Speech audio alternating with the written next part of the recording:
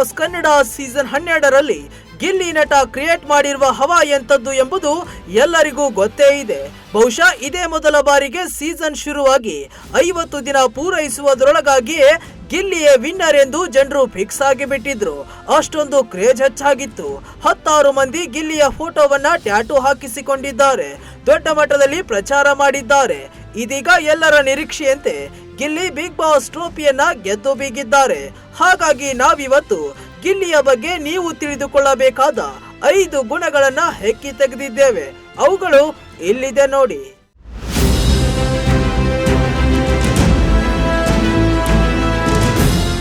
ನಗ್ನಗ್ತಾನೆ ಚುರುಕು ಮುಟ್ಟಿಸೋ ಚಾಲಾಕಿ. ಗಿಲ್ಲಿ ಗಮ್ಮತ್ತು ಎಂದೆಲ್ಲ ಈಗಾಗಲೇ ಬಿಗ್ ಬಾಸ್ ಹೇಳಿದ್ದಾರೆ.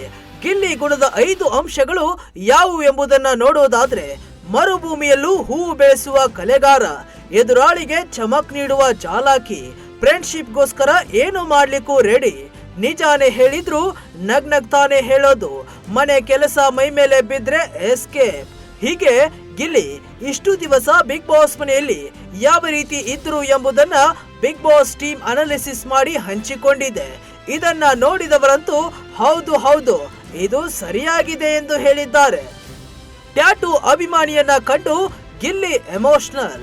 ಹೌದು, ಕೆಲ ದಿನಗಳ ಹಿಂದೆ ಅಭಿಮಾನಿ ಬಿಗ್ ಬಾಸ್ ಮನೆಯೊಳಗೆ ಕಳುಹಿಸಲಾಗಿತ್ತು. ಈ ವೇಳೆ ಒಬ್ಬ ಅಭಿಮಾನಿ ಕೈ ಮೇಲೆ ಗಿಲ್ಲಿ ನಟ ಅವರ ಫೋಟೋವನ್ನ ಟ್ಯಾಟೂ ಹಾಕಿಸಿಕೊಂಡು ಬಂದಿದ್ರು. ಅದನ್ನ ಕಂಡಿದ್ದ ಗಿಲ್ಲಿ ಎಮೋಷನಲ್ ಆಗಿ ಬಿಟ್ಟಿದ್ರು. ಪ್ರೀ ಫಿನಾಲೆ ಎಪಿಸೋಡ್ ನಲ್ಲಿ ಆ ಬಗ್ಗೆ ಗಿಲ್ಲಿ ನಟ ಮಾತನಾಡಿದ್ದಾರೆ. ಒಬ್ಬರು ನನ್ನ ಟ್ಯಾಟೂ ಹಾಕಿಸಿಕೊಂಡಿದ್ರು, ಅದನ್ನ ಕಂಡು ನಾನು ಎಮೋಷನಲ್ ಆದೆ. ಒಂದು ಕ್ಷಣ ಅದು ನಿಜವೋ ಅಥವಾ ಸುಳ್ಳೋ ಎಂದು ಗೊತ್ತಾಗಲಿಲ್ಲ. ನಿಜವಾಗ್ಲೂ ಬಿಗ್ ಬಾಸ್ ಶೋಗೆ ಧನ್ಯವಾದ ಹೇಳ್ತೀನಿ.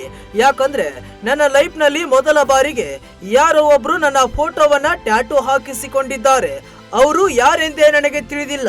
ನನ್ನ ಕುಟುಂಬ ಅಥವಾ ನನ್ನ ಫ್ರೆಂಡ್ಸ್ ಆಗಿದ್ರೆ ಓಕೆ, ಆದ್ರೆ ಅವರು ಯಾರು ಅಂತಲೇ ಗೊತ್ತಿಲ್ಲ. ಆದ್ರೂ ನನ್ನ ಟ್ಯಾಟೂ ಅನ್ನ ಹಾಕಿಸಿಕೊಂಡಿದ್ದಾರೆ.